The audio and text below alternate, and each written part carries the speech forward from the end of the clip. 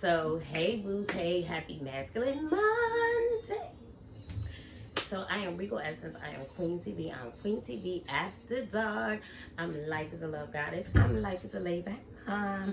I'm your radiant sunshine in the afternoon time. I'm your crystal healer and dealer, and I'm your past life princess. Hey boos, hey. So apparently, like, I'm going a little hoarse or whatever. Who knew, right? I know until I got on camera. So, like, I got a question for y'all. How many people remember me from their past life in the 60s? Yo, I swear, you guys, like, I don't know.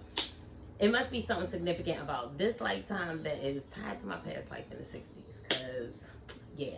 But that's a whole different story. That's a whole different topic. So, hey, boos, hey. So, I'm so excited to bring you guys this topic. I'm going to talk to you guys tonight about the hero's journey. Now, I have taught about the hero's journey before, so it's kind of like my shit. But, like, I love it, you guys. Like, I just want you guys to take a trip with me. Take a trip with me, right? And I just want you to envision, like, the last 2 years, the last 2 to 5 years of your life, okay? And I did a video for Divine Feminine, so hers was a little bit different about celebrating her journey, but I'm kind of, you know, it's given celebrate your journey, Divine Masculine, but we're going to talk about it from the hero's journey perspective, okay? So I got my notes because there's 12 different points. I taught this 2 other times, and, like, I had it memorized before, but I don't got to memorize now, or there's different information that I want to point out to you guys, and I don't want y'all to miss none of it. It's so good, right? Okay, so with the hero's journey, a lot of mythological stories, myths that were written, stories that were written, movies, famous movies, they have written their, I guess, like, it would be like their plot or like the structure of their story kind of took on these themes, right? And you'll notice it, like, when you think about other, like, great movies that you've watched, like Harry Potter, is it Star Wars? The one that's like, Luke, I'm not your father, like, yeah, whatever that is, right?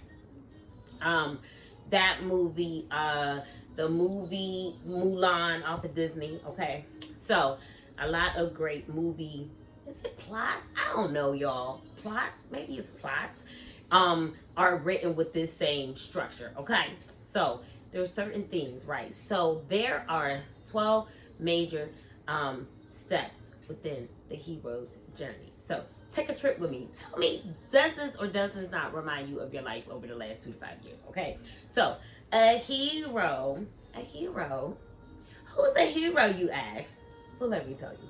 So, a hero is a person that is considered to be, in the opinions of others, an extraordinary person that has achieved, who has made certain achievements, and he is esteemed as like a role model or kind of like a prototype, or, you know what I mean, like somebody you want to be like, you know what I'm saying? That is a hero, right? Oftentimes, though, the hero views himself as a very ordinary person, okay? Thus, his hero's journey, okay? So, there are 12 major themes in a hero's journey. So, basically, all of us actually go through this. Not only is this something that is like themes of a movie, like when you really think about your spiritually, well, I will say those of us who have gone through a spiritual awakening will recognize all of these stages that have taken place over the last 2 to 5 years, right? So I just kind of want to make sense to the chaos, you know, for those who haven't heard me teach this before, and just, you know what I mean, like, just, you know, just give you a way to look at your life. Oh my goodness, what is going on? Hold on, y'all. I gotta plug my phone up. Ooh.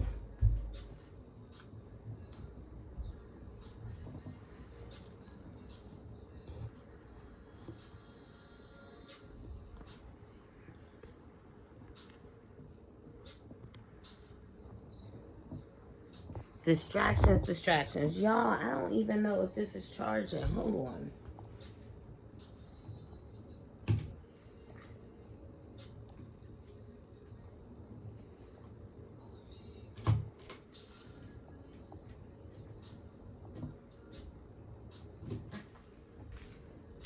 All right, that should do it. OMG, somebody mad. Somebody don't want me to teach this. Let me get in my bag, okay? So, all right. So, anybody who is going through a spiritual awakening, any great person has actually gone through the steps of the hero's journey. We just didn't recognize it, right? So, all right. So, there's 12 major themes to it, okay? So, tell me, do these things sound familiar? Number one, right? You're just going throughout life, living life like you knew it, as you always knew it, and all of a sudden, a situation happens that is life-changing. It spirals, right? So, you all of a sudden, you start to feel out of place, right?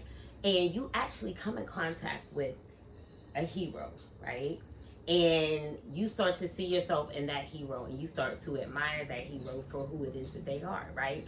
And you know how sometimes you come into contact with people and it's like, after you meet them, like, you're never ever the same. Like, you're just like, what the fuck was that? Like, you were the quietest storm ever. Like, somebody that just comes into your life and just like changes your life, like, forever. Like, you can never go back to being the person that you were after coming into contact with this person. Okay, so that is the beginning, right? That's the beginning. Now, a lot of times, you know, I'm not saying that, you know, this only happens once upon a time. This has happened multiple times in our lives, right?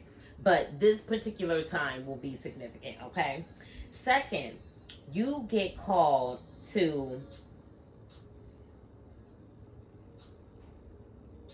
also, let me point out, you consider, and I kind of said this in the beginning, you consider yourself very ordinary, right? That's how you're viewed. So you get a call to adventure, right? This is an event, a conflict, some type of problem or issue that arises, right? And it could be something like serious, like life-changing, like you get sick, you fall ill, you lose someone, somebody passes away in your family, and it's like really traumatic. Legal issues, like some type of legal problems or something like that, okay? Very, very life-changing, all right? So, now, it's time for you to make a decision and make a change in your life, right? So, straight off the bat, like, nah. Like, we be like, nah, like, I'm good. Like, I like me like this. I'm a little toxic, but you gonna love it here, right? So, first, we step out of the ordinary, right? And we start to realize we're not ordinary. Call to adventure, right? So, we get called to the adventure. We be like, hell no, right? The call to adventure comes from some type of life-changing event, problem, or conflict, okay? So, then we deny that shit. We be like, fuck that. I'm good like this, right? We reject it. 4, we meet a mentor. The mentor helps us gain our confidence in who it is that we are, and we start to believe in ourselves a little bit more. You know what I mean? Like, we start saying, like, you know what I mean? Like, maybe God did say that I had a unique thing to do on this earth. Maybe, like, okay, like, maybe I could see myself as chosen. Like, I'm feeling this. Okay, right? And I realized that strong men will bring that out of another man. Because I realized that, like, I've watched certain people do interviews, right? And when they interview with a female, their energy is different. And then when you see men around men, it's a totally different, I guess it's that testosterone, right? It's a totally different level of confidence, right? That men feel whenever they get around other gifted men, right? Because I feel like men can know that they're gifted, but it's just something about a woman, and I feel like your relationship with women growing up will kind of like dictate that. But I have seen that, you know what I mean, like, people are like totally different, right? So anyway, you meet a mentor, a strong, somebody that you can identify with, right? And they give you advice. They help you overcome your fears, right? Now, a lot of times, like, for years and years and years out of our lives, like, we had certain people that spoke into our lives, and they may not have given us the best advice, right? So finally, at some point in our life, like, we're just going to get, like, we're actually going to run into somebody that's going to be on our level enough to give us like some dope ass advice, right? That builds up our confidence, right? We like, all right, so I can try this shit, right? So after that, this is number 5, right? Crossing the threshold. This signifies when you have basically committed to the journey, right? Meaning you've committed to doing something different in your life, making a change, whether it is, I ain't gonna go back to jail no more. I'm gonna stop drinking. I'm gonna stop putting drugs and alcohol into my body, and I'm gonna go on a fitness journey, right? I'm gonna be more spiritual. I'm gonna quit fucking all these hoes. Right? So either way, a call to duty, right? I'm gonna be a better dad, you know, etc., etc. Like life changing, right? So that is step number 5, right? So basically you crossing the threshold, you're like, all right, I'm gonna do this, right? Number 6, that's when you start to go through the test. You start to see who really fuck with you, right? You start to see who your real enemies is. Say hi to Luna. Luna, say hi to the people. No? Ooh, Luna, you stinky mommy. Say hi. Oh. Luna stank? That's my baby joke. So, so you start to recognize who's really for you and who's really not, right? And that could be like a rough time, or some of us, you know, some of us get through it a little bit better than others. You know what I'm saying? Like some of us are more easy to detach, and then some people, you know, they really struggle with that process of like really realizing and recognizing that like these people ain't shit. Like I thought like all these years like I was riding with them, and like now like everything is different, right? All right, boom. So we go through that process. Then we go through the process where we go into the innermost cave, right? That is number 7, right? And that is that time whenever you really start to go within. That's when a lot of time you start to do your shadow work, meaning you're working on those wounds, traumas, past issues, past emotions, past way of doing things, past behaviors, things of that nature, right? We start to like look at where the ouchie is, you know what I'm saying? Because a lot of times we will self-medicate in life with women, clothes, shopping, traveling, you know, men, women, men, you know what I mean? And we don't really heal like what the issue is. Did I say drugs, alcohol, drinking? Yeah, partying, all that kind of stuff. But when we go into our cave, basically when we go into hermit mode, that's whenever we take that time and we just really look within, right? And we just spend time with ourselves, right? Getting to know our energy, not allowing ourselves to be affected by any energy outside of us, right? And that time when as emotions start to come up and we start to feel these emotions, like we really kind of like explore the emotion, explore what's going on without getting anybody else involved, right?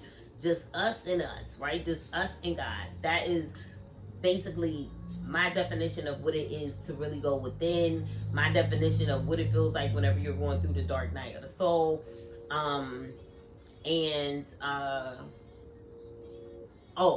Doing your shadow work. All right, so y'all gonna go, we gonna go we gonna go with that, right? We're gonna look at all the bullshit for what it is, right? Then you come up with an ordeal. This is your greatest fear and your most difficult challenge, right? So say you were like, all of us have a different background, right? So the things that we're dealing with whenever we go within, and it's crazy because like I just feel like even if you didn't deal with it in this particular lifetime, you probably got a lifetime that you dealt with some type of trauma, right? And with that, you have the ability to kind of like get in touch with those feelings, right? Now, when we're going through our healing process, we all heal differently, and we're all healing over different things, right? And some of us, the things are a little bit harder to look at than say maybe others, right? So that is a big pivotal point in your healing journey, whenever you just really have to be like, yo, like, am I really about to dive deep? Am I really about to look at this shit like head on and just like deal with it, right? So that is an ordeal. Like, that's scary. You know what I mean? Like, that's scary for a lot of people. All right, so that is number 9, y'all. We coming on home. So you gotta overcome your biggest fear, right? I'm gonna change my behavior. I'm gonna do things differently. I'm not gonna self-medicate, right? Right? 10, the road back, right? This is the stage where you are attempting to, it's almost like you've shut away, you've gone into hermit mode, like you've got in touch with the real person that you are, right? And then like now you have to emerge back into the real fucking world. It's like being a chicken, like hatching out of a shell. So like if you've been through it, you know what I'm talking about. If you haven't, then you don't, okay? So yeah. So now it's time to go back into life as we once knew it, but yet we a totally different person, right? This tweaks me, because this is like real shit, right? So you're on your way back to your ordinary world. You return, preparing to like go back to your old family, friends, you know, things of that nature, right? Now you have, after that, as if that isn't enough, right? So now I'm on my way back home. I'm on my way, you know, back out to the world, to show the world the new me, like a caterpillar. Like now you're a butterfly, right? But you're still kind of like scared about like what people are gonna think, right? So at that point, you have one more you have one more ordeal that causes a deep level of cleansing, detoxing, and letting go, right? This is finally number 11, right? So, and it actually could be like y'all, like it can actually be like a life or death like situation, like crazy, right? I can relate. So that's number 11. Let's see. You have one final chance. You have one more final challenge, right? That you're gonna go through, and you have to. You gotta face your biggest monster, right? Like that's your, like that's that. Like some of us go through stuff so traumatic and like that, like we literally forget it happened. But then when we're going through our healing process and things of that nature, like we can start to remember, you know what I'm saying? And like that could be some heavy itch, right? Especially if you're a part of the population that doesn't believe in going to therapy, right? But I feel like God is the greatest therapist. So like as long as you stay close to God while you're going throughout this process, like you're gonna be cooch, like you gonna be coochie, right? So the final thing is to return to the ordinary world. Purified, right? Like doubly purified. Like even more purified than you thought you was whenever you thought you was on your way back out, but then like you had one more test to go through, right? So you emerge back into the world like purified, different, changed, right? So yeah, you guys. Don't that sound so familiar? Yo, so yeah, so the hero's journey has always tweaked me. I've known about it for like a couple of years. So I hope you guys were able to gather a lot from just hearing about the hero's journey. Like just, it'll help to make things make some more sense. And you're like, you know what I'm saying? Like, I'm here to be a light in the dark. Help things make a little bit more sense. Or a lot more sense. Shit, a lot more sense, right? So I hope you guys enjoyed this Masculine Mondays. I want you guys to hit the bell button if you haven't subscribed. Share this video with your friends. Share it with your friends. Drop me a comment. I don't know, like either drop me a comment or just drop me an emoji with the weights, pushing the weights up, or like just drop me a sword if you've been on your hero's journey. And you know what? Let me know what part of the journey you're. Let me know what part of the journey you are in. Let me know what part of the journey you in over there. So just remember, I love you, and I will be back next Monday.